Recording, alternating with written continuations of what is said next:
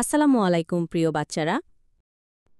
ওয়ালাইকুম আসসালাম ওরহমতুল্লাহ। আপু, আজকের ক্লাসে আমরা শিখব আদব মানে ভালো ব্যবহার। আদব শিখা কি দরকার? আপু, আদব মানে কি? আদব মানে হচ্ছে ভালো ব্যবহার, শিষ্টাচার আর সুন্দর আচরণ।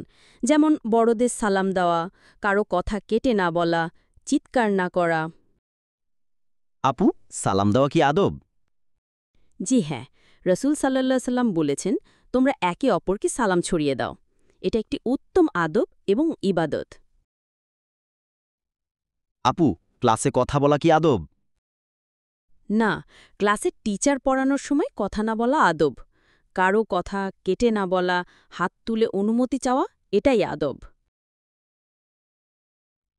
আপু, মা বাবার সঙ্গে কিভাবে কথা বলতে হয়?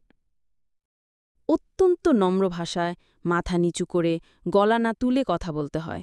কখনো রাগ করে কিছু বলা যাবে না। আমরা আদব শিখব আপু, ইনশাআল্লাহ। আদব শুধু স্কুলে নয়, বাসায়, মসজিদে, পথে, সব জায়গায় মানতে হবে। কারণ রসুল সাল্লাল্লাহু সাল্লাম বলেছেন, তোমাদের মধ্যে সেই ব্যক্তি উত্তম যার আখলাক সুন্দর।